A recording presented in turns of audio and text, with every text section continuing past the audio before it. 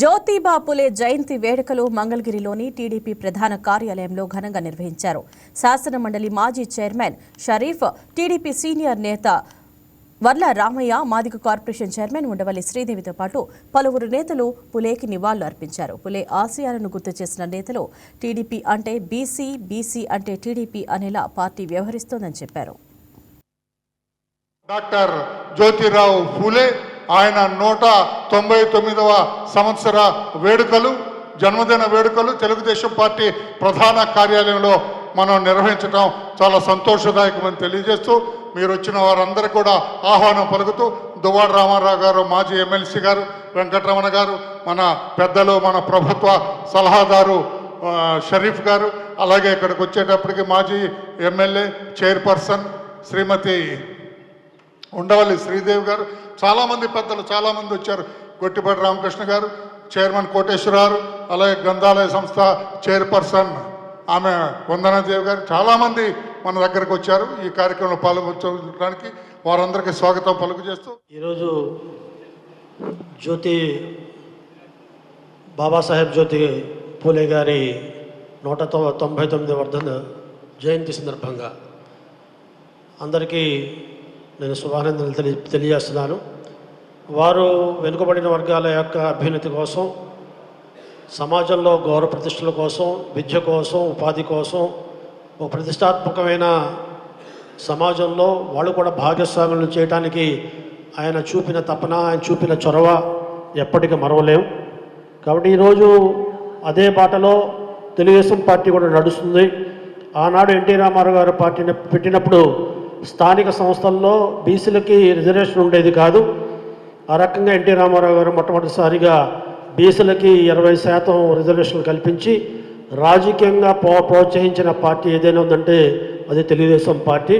అదే రకంగా విద్యారంగంలో కూడా, ఉపాధి రంగంలో కూడా, ఉద్యోగ అవకాశాల్లో కూడా ప్రత్యేకంగా వారిని చొరవ చూపెట్టడం, చదువు సంధ్యల్లో ముందుకు సాగే రకంగా గురుకుల పాఠశాల పెట్టి ఆ రకంగా పేద బీసీ వర్గాల విద్యా వ్యాప్తి కోసం కృషి చేసింది కూడా ఆనాడు ఎన్టీ రామారావు గారి సారథ్యంలోని తెలుగుదేశం పార్టీ.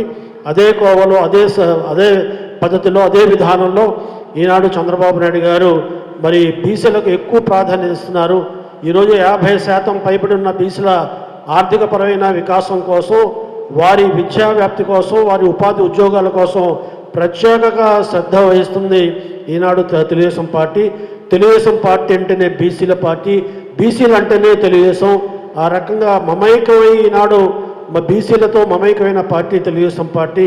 మరి భవిష్యత్తులో కూడా మరి బాబాసాహెబ్ పూలే గారి ఆలోచనలకు అనుగుణంగా మరి బీసీలకు అన్ని రంగాల్లో అభివృద్ధి సాధించే రకంగా తెలుగుదేశం పార్టీ కృషి చేస్తుందని ఈనాడు నేను ఆశాభావాన్ని వ్యక్తం చేస్తున్నాను. అందరికీ ఈరోజు మహనీయుడు, గొప్ప దార్శకుడు, మనందరికీ కూడా కుల వివక్షత కరతాళ నాట్యం చేస్తున్న టైంలో ఆ రోజు మరి జ్యోతిరావు పూలే గారు మన కొరకు 1827 ఏప్రిల్ 11న జన్మించి మనందరూ కూడా బీసీలు అయితేనేంటి, మహిళలు ఎస్పెషలీ వాళ్ళకి చదువు లేకపోతే స్వేచ్ఛ లేదు, అందువల్ల చదువు వీళ్ళకి కంపల్సరీ అని ఆలోచించి అలనాడు మరి ఆయన ఈ కుల వివక్షత మీద లేదా సామాజిక న్యాయం మీద, అంటరానితనం మీద ఒంటరి పోరాటం చేసిన గొప్ప వ్యక్తి.